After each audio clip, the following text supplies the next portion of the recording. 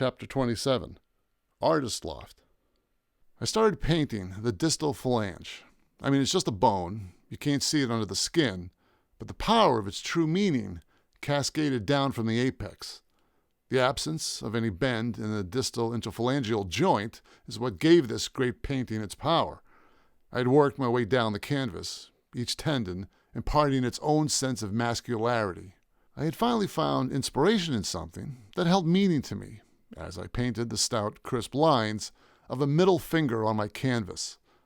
I wanted the image to explode with emotion, to snap the viewer's head forward from the virtual rush of G-forces as it crested the apogee of an emotional roller coaster.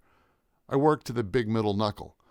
I enhanced it with subtle shading that fell away from the light source, as if you were looking at a white porcelain vase held between the legs of a nude model. I stood back for a moment and admired the dominance of this Roman column that I'd created on my canvas. But there was nothing indecent about this middle finger. I felt this expressed the true feelings I had towards Gary Eastman. This was no rheumatoid arthritic digit.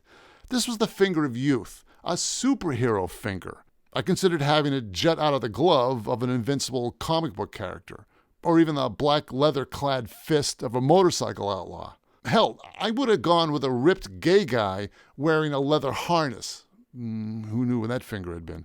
The name of the painting couldn't be coy. No play on Flip the Bird. I wanted it succinct and to the point.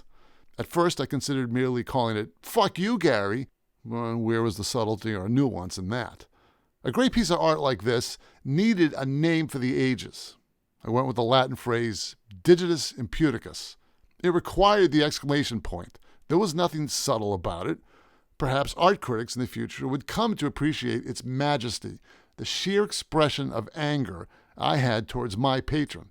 I had finished up the rest of the hand when Lance walked into my loft space and immediately spotted the painting. Sweet.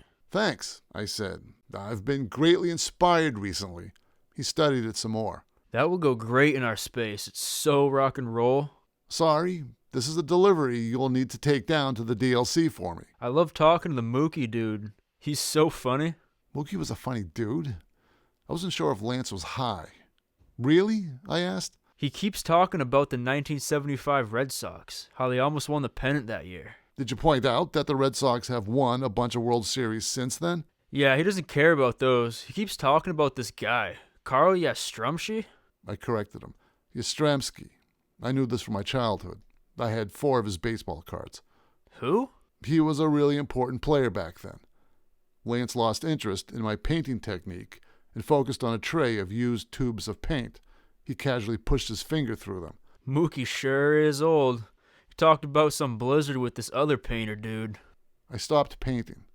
What other painter dude? He picked up a tube of cadmium orange and studied it. This other dude brought down a painting of a snow scene. Mookie said it looked like the blizzard of '78. I put down my brush. I said, "What was this guy doing down there?" He absentmindedly squeezed the tube, molding its sides as he spoke. I've met him a couple times. He puts his paintings where you put yours and takes off. That was interesting. I remembered the other paintings next to mine that went into the fire. I wasn't sure where they had come from up till now. I said, "When do you usually see this person?" Around 3 o'clock, when we normally go down there. My phone alerted me to a text message. I saw that it was another video message from Gary. I felt a knot building in my stomach before I even hit the play button. I started the movie. I heard a now familiar voice speak in Portuguese. Hein? I saw all 5 of my paintings that the art goons had taken, leaning against the wall of the incinerator. Que vai primeiro? Was heard off camera. A hand entered the frame, picked up the first painting, a scene inside a cafe, and tossed it into the fire. God damn it. That one was called Absinthe with Degas. I worked so hard on that one. I watched the next 4 go into the incinerator the same way. Turned off my phone before the movie completed. I felt like I was going to be sick. Was this to be the fate of everything I did from that point on? Was his intention to torment me with his videos and keep paying me off like some cheap artistic whore? I felt my face become flushed.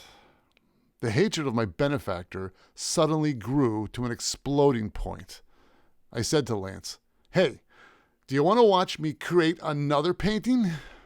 Lance put down my tube of paint. Cool. He said. I found my can of clear light casting resin, the kind of stuff used to make a desktop paperweight with things embedded into it. I had a better idea. I shook the can violently, letting my anger help mix its contents. I said, "Are you ready to see some great art in the making?" He looked at me with his bewildered look, confused by the tone of my voice. I spread out a tarp on the floor and took a blank canvas I had prepared earlier and placed it face up on the ground. I cracked open the can of casting resin and poured a puddle of it in the middle of the canvas, the weight of the gunk making a shallow depression at least half an inch thick on the canvas. The image of my last 5 paintings going up in flames burned through my mind. "Do you want to see some great art?" I yelled. Lance glared at me as if he should be concerned about his own safety. I straddled the canvas with my legs and undid my belt buckle. In full maniac mode, I shouted, "Do you want to see some great art?" He slowly backed away towards the door. I'm sure he thought he was 10 seconds away from being attacked by a psycho artist. I slid my pants down below my knees and squatted over the canvas, then deposited at least a 4-inch piece of reasonably dry inspiration on the canvas. I watched it as it was completely engulfed by the resin, locking it in place on its surface. Lance yelled in disgust. That's gnarly, dude. I pulled up my pants and redid my belt buckle. I immediately felt ashamed for letting my emotions completely take hold of me for that one instant.